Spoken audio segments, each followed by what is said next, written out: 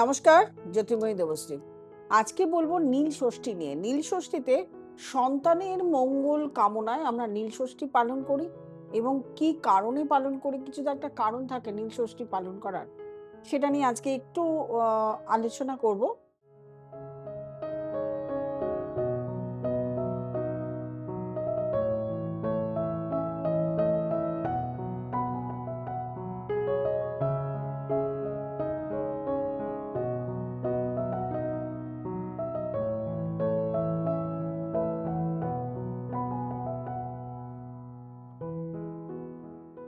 চৈত্র মাসের সংক্রান্তির ঠিক আগের দিন চড়ক পুজো হয়। ঠিক তার চড়ক পুজোর আগের দিন আমরা নীল ষষ্ঠীর পুজো করে থাকি। এই নীল ষষ্ঠীর পুজো সাধারণত করা হয় সন্তানের মঙ্গল কামনায়।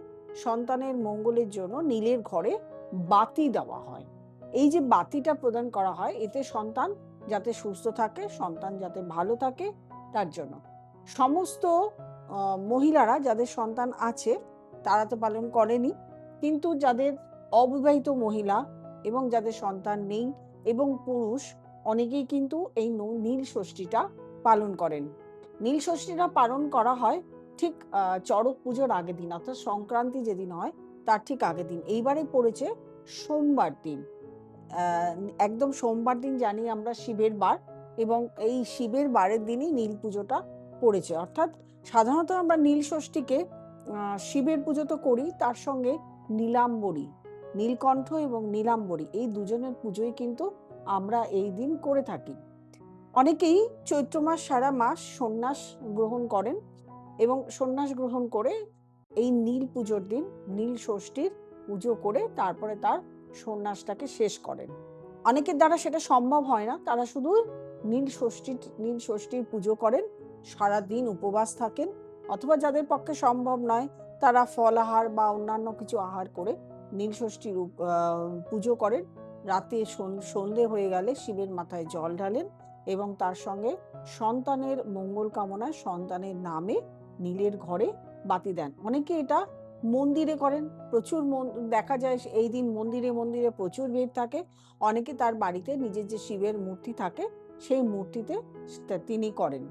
শিব পুজো করতে গেলে সাধারণত আমাদের খুব একটা বেশি উপাচারের কিন্তু প্রয়োজন পড়ে না। শিব একটিমাত্র বেলপাতা এবং শুধু জল এটি দিলেও কিন্তু শিব সন্তুষ্ট হন। কিন্তু তার সঙ্গেও আমরা কিছু কিছু উপকরণ আমরা দিয়ে থাকি যেগুলো নিয়মের মধ্যে পড়ে। যেমন পঞ্চামৃত। পঞ্চামৃত দুধ, দই, ঘি, মধু, মিষ্টি, এই পঞ্চামৃত তো লাগেই।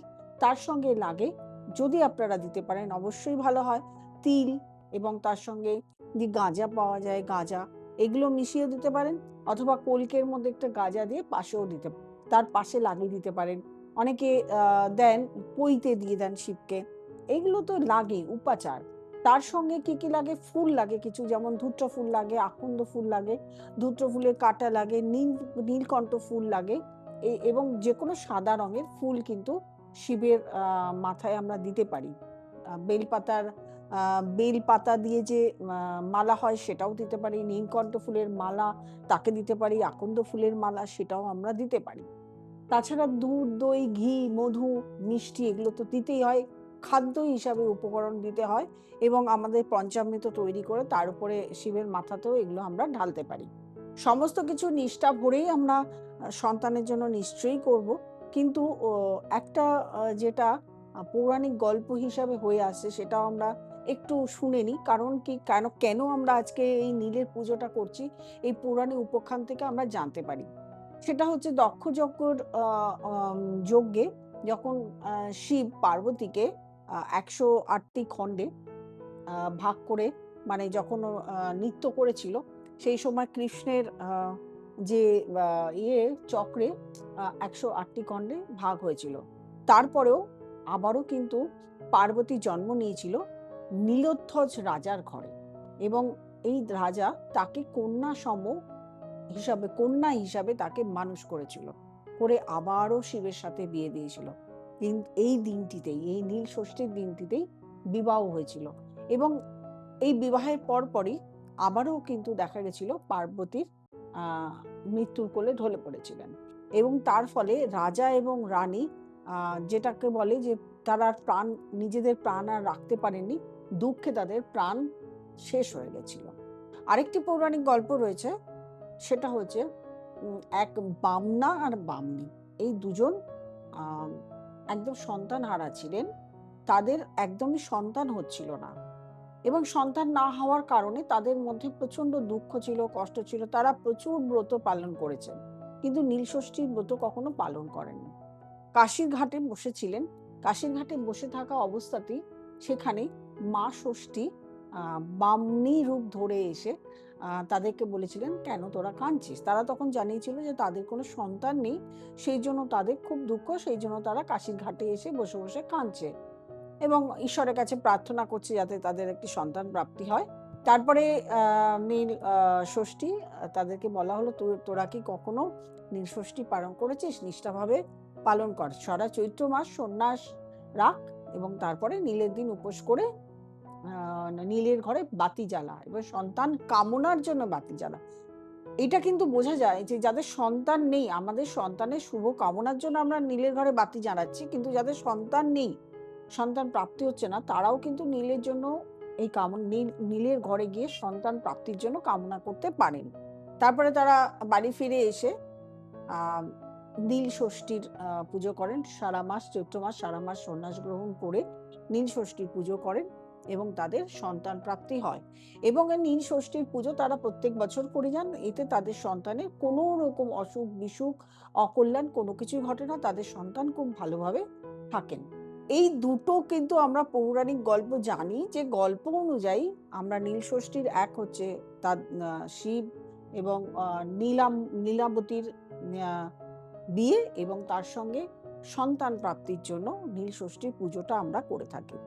নীল ষষ্ঠীর পুজো শ্রদ্ধা ভরে করেন অনেকেই। সারা চৈত্র মাস অনেকেই সন্ন্যাস পালন করেন, বাড়ি বাড়ি গিয়ে গান করে ভিক্ষা করেন। এই গানটিকে বলা হয় অষ্টক গান।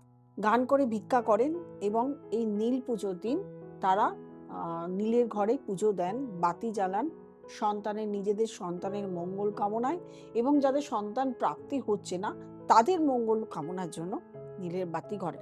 নীল পুজো মানে প্রত্যেকটা মা এবং বাবা যাদের সন্তান আছে তারাও করতে পারেন, যাদের সন্তান নেই, সন্তান কামনা করছেন, সন্তান প্রাপ্তি ঘটছে না, তারাও কিন্তু এই পুজোটা করতে পারেন। শিবের পুজো করতে গেলে খুব একটা আড়ম্বর কোনো কিছু লাগে না। আমি বারবারই বলি, শিব সাধারণত বেলপাতা আর জলেই সন্তুষ্ট, কিন্তু কিছু কিছু উপকরণ তো লাগে। এমনিতেই সোমবার পড়েছে, খুব একটা ভালো দিন পড়েছে। সোমবার দিনের জন্য আমি অনেক ধরনের টোটকা আপনাদেরকে দিয়েছি, সেগুলো আপনারা পালন করতে পারেন। অথবা আপনারা এই যে আমি বললাম পঞ্চামৃত, দুধ, দই, ঘি, মধু, মিষ্টি, এই যে দইটা হবে টক দই, এইগুলো দিয়ে এবং কাঁচা দুধ, এটা তো হবেই। যে কোনো ধরনের মিষ্টি আপনি দিতে পারেন। যদি মিষ্টি উপকরণ না পান, তার সঙ্গে চিনি, মিশ্রি, এগুলো আপনি মিশিয়ে দিতে পারেন। দিয়ে শিবের মাথায় অবশ্যই জল ঢালুন, কামনা করুন সন্তানের জন্য।